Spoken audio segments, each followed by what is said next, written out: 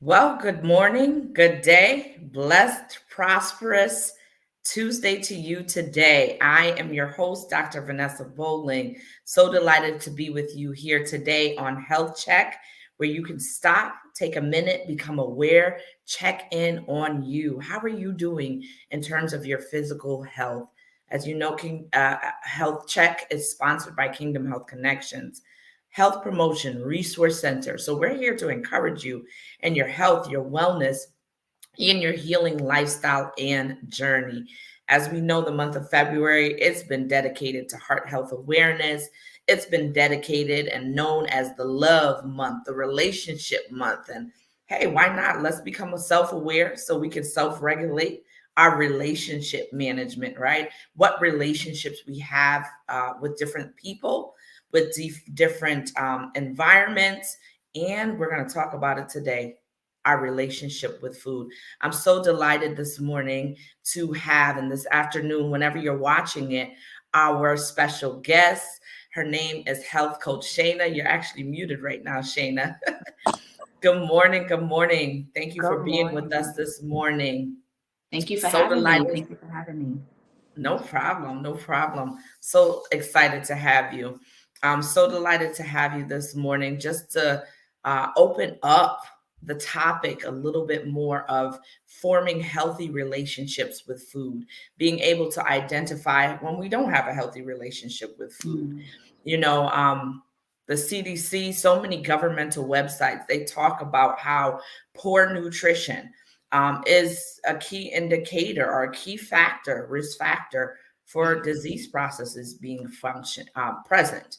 So whether that's under eating, that's overeating, not eating at all, or having these parameters in place that doesn't allow us to have um, that holistic view or Mm. world view of how food is and how that can impact our overall health. So I'm Mhm. so glad to have you here because I know this is your area of passion, forming healthy relationships with food. So tell us a Mm. little bit about yourself, how long you've been Wow. doing this. I want to say I've been doing this since 2019. Hmm. And the passion originated for me from my own personal struggle. I Hmm. struggled with binge eating for 15 years until I was Wow. able to find language for it. I didn't know what it was. I would just say, I think like most of us would say, oh, I'm an emotional eater and kind of brushed it off.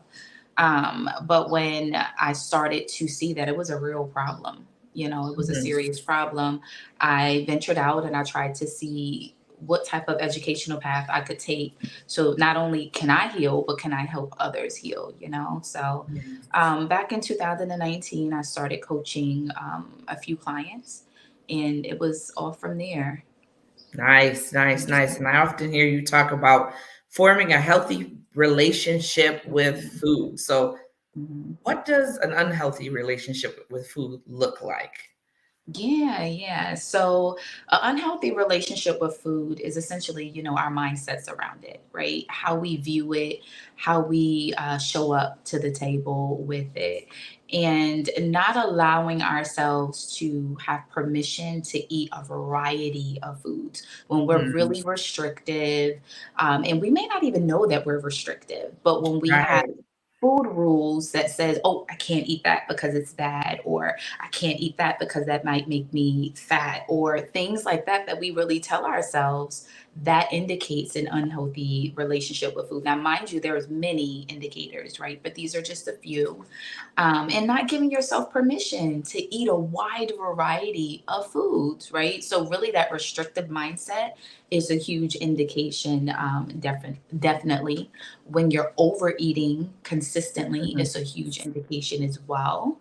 And when it's something of the sort, when you're hiding what you're eating, right? Sometimes people may eat a certain way in front of others, and when they're alone, their eating habits are way different. Maybe they eat more excessively, they hide their wrappers, they hide their bottles, they hide whatever there's their containers, and that's also an indication that you have a unhealthy relationship with food.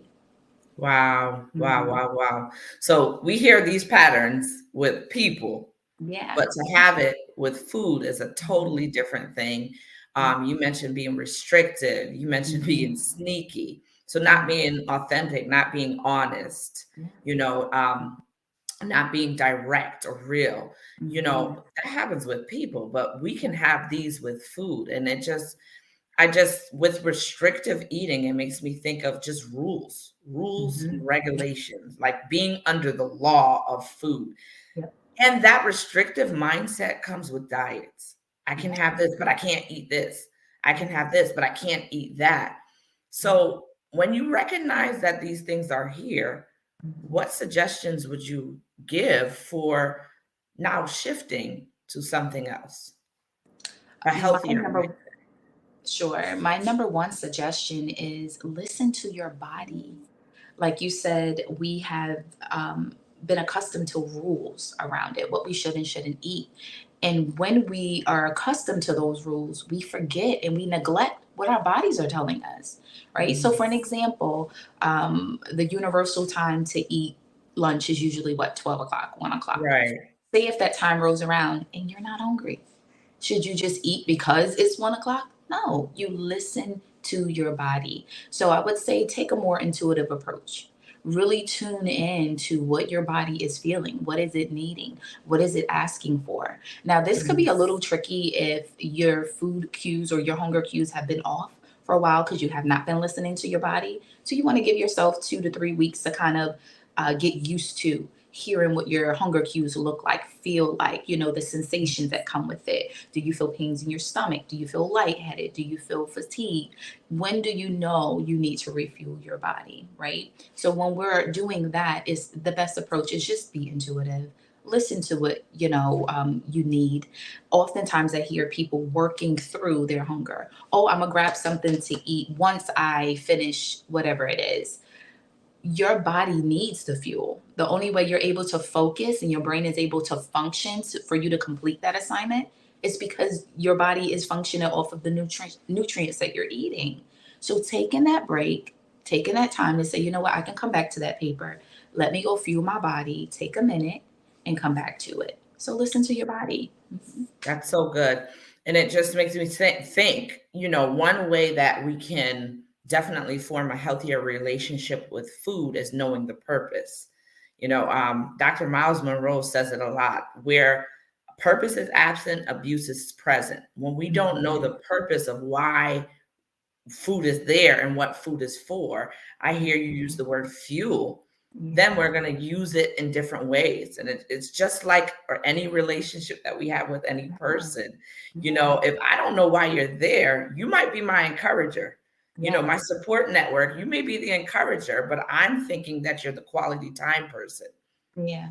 And now the abuse is present. Now I might have cut you off or been restrictive with you Hmm. because I didn't understand the purpose of why you were there.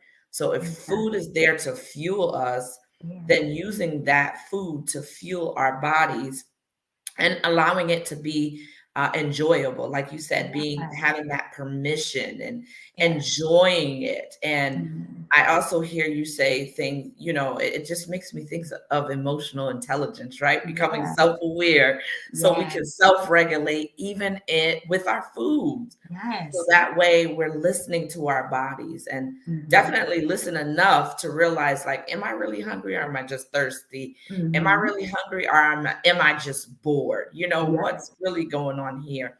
Yeah. So being mindful, like you said, Yeah. being intuitive, being in tune with what's going on with our bodies. Absolutely.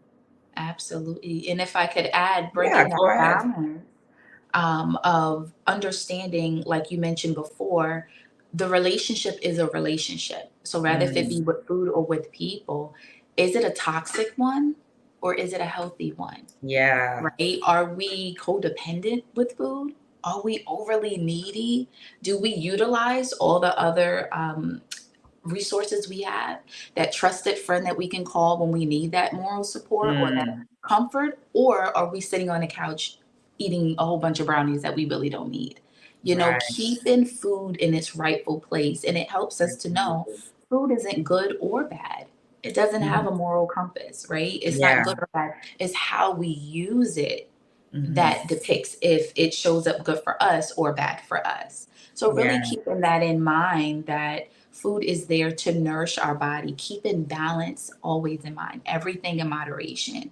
Food is there for us absolutely. to enjoy. It's a great Yeah. way to connect with others during celebration, but that should be done in moderation, right? Mm. Everything done in moderation, and then walking in that sphere of mindful eating would definitely help you to stick with that. Absolutely. I absolutely love this. Just an example, I think one time I heard myself saying, there was a particular, I'm not going to speak out against the certain organization, Yeah. but there was a specific caramel frappe that Mhm. I enjoyed. But I Mhm. realized, I said, there was one point I got to two times a week, two times in a Mhm. day for one Mhm. straight week. I Mhm. said, hold up. And I was discussing and sharing Mhm. with someone, and I said, this food is narcissistic. It wants to tell me when I should have it. Oh, it's Yep. that time now. Mhm. Granted, there's a biochemical response as to why Right. this is Right. happening. But for the purpose of the relationship with food, Mhm. you want to Mhm. tell me when I should have you, when I Mhm. should come and pay my dues. You want Yep. to create this entitlement over my life. Yes. Life? Absolutely not. EI, Mhm. emotional intelligence, no longer allowing this thing to master me, but I Mhm. now master it. So I don't have that problem right now. But I Mhm. realize Yeah. that the emotional intelligence portion of it Mhm. and just the narcissistic personality to some of these foods, Yeah. right? Yep. Not, I Yep. wouldn't say on the food, but the relationship with it. Yeah. It's present. It can be Yeah. controlling. And when food is controlling us, then we've not only lost the control, but that's also another indicator I feel that we don't have a good relationship with food. When it's controlling us, Yeah. we've lost our choice with it. Mhm. It's already Yeah. unhealthy there. Yeah. Yeah, Yeah. most definitely. Managing our emotions when we choose to manage our emotions with food, Hmm. and like I said, because food doesn't have a moral compass, it's not good or Mhm. bad. So Yes. technically, the areas of, yeah, when whatever you focus on grows, right? Whatever you eat, you're going to crave more essentially. But Mhm. understanding we ultimately have that power. And it We starts do. within our thoughts, it starts within our mind, even if we have been eating a lot of sugar and now we're craving more sugar because we've been eating it, we can balance it out. Usually, when we're eating a lot of sugar, we don't eat a lot of fruit.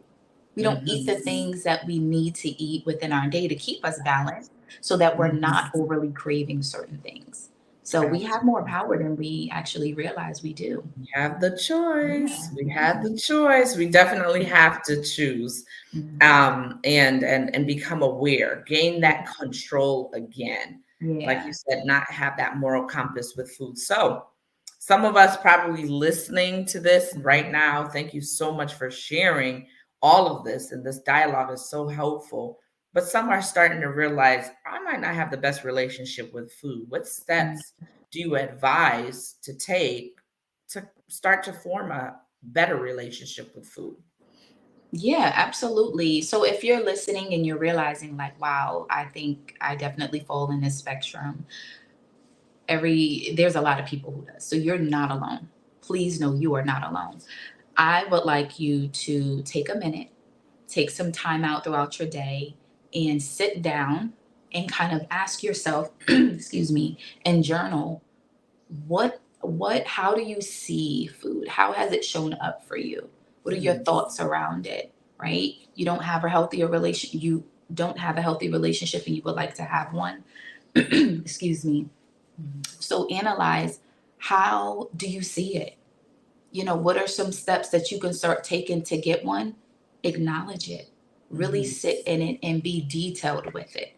Acknowledging is more than just saying, I need to work on it, is really writing it out.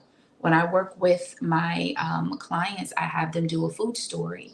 I have them Mm. really write it out from maybe childhood, maybe when they realize it started, so they can get clear on it. So that would be your first step. Get really clear on it. Absolutely. Journal, sit, be still, and let those things come up for you. And it's going to be uncomfortable, but you got this. You Yes. definitely got this. Another thing I would say, I will go back to. Mindful eating.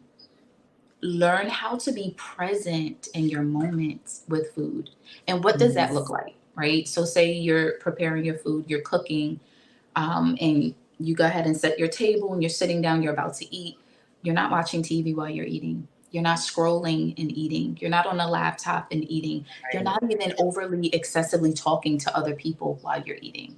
You have a light conversation and then you focus what's on your plate, the texture, the taste, the temperature, how much is on your plate. Mm, Really be present with your food. Enjoy it. That's yeah. part of the experience. The Mhm. experience is more than just the taste, it's the full experience. So be Yeah. mindful as well. And lastly, get support. We cannot do this on our own. If we could, most of us would do it already, right? Mhm. So get that support. It just, at least for a little while, until you get, your wheels turning. You're like, I think I got this. Then Yeah. you can go and help someone else. That's the plan. Yes, absolutely. There's so much importance. There's an important role of the support network, Mhm. you know, because if you have that support, you can Yeah. then move forward. You know, as we have learned, we're as strong as the weakest link. So if we Yeah. don't have the right environment around us, especially if we want to start moving in that way, Yes. Yes. it's hard to keep with it. It's hard to be Mhm. consistent. If, I think about when we're encouraging individuals to quit smoking and we're Mhm. working with them along that path, Yeah. quit with your spouse. That's Yeah. the best way to do it. That support network is so important. But I love how you said just being present. Yeah. Being present, oh man, we could do that a lot. Let's Yes. do that with food. Yes. Being present in that moment, not being distracted, Mhm. because being in that present moment allows us to be enjoyable. It Yeah. allows the experience to be enjoyable, rather. Right. So I absolutely, absolutely love that. So experiencing it in its fullness, so that way, when you have an enjoyable experience with what Mhm. is good for the body, Yep. there's no need to grab something else. That's That's what that true. made me think of. No need to grab Mhm. something else. You might not even need seconds. You may not need the dessert after, because this was good. This was enjoyable. This was tasteful. And I've created this positive experience around food, and Mhm. I'm relating with it better. I loved Mhm. everything that you said. Any last takeaways that you would encourage the people, our I would audience? just Sure. I would just encourage that you keep an open mind about food. Mhm. Everything in moderation. Balance is key. When you Mhm. start to restrict, you really don't enjoy life. You don't Mhm. enjoy it. You start to say, I can't have this, but I can have this. And you start to resent it. And that's not a healthy relationship with it. So keep an open heart, keep an open mind. Know that balance is key and everything in moderation. And you got this. Yes. Yes. You got this. Awesome. Awesome. It makes me think of the scripture. Every time I try to do good, evil is Mhm. always there. That's a law of humanity. Yes. You Yes. take away from me, I want it.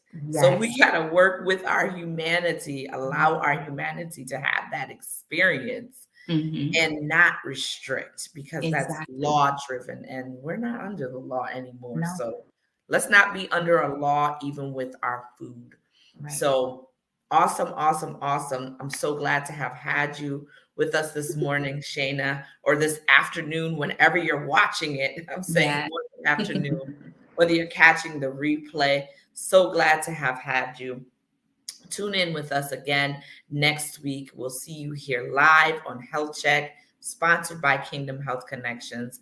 I'm your host, Dr. Vanessa Bolling, and I was so glad to have you, certified health coach Shana. Is there a way we can reach you if we need help to build that relationship with food? Just came to my mind. Absolutely. Yeah. That's Absolutely. So I am on Facebook at Health Coach Shana. I'm also on TikTok as Health Coach Shana and YouTube as Health Coach Shana as well. Okay. So you can DM me, you can send me messages, and I will get back to you. awesome. Awesome. So reach out. Support network is here. So blessed, so delighted to meet with you all today. We will see you here again next week, Tuesday. Be blessed, everyone. Bye bye.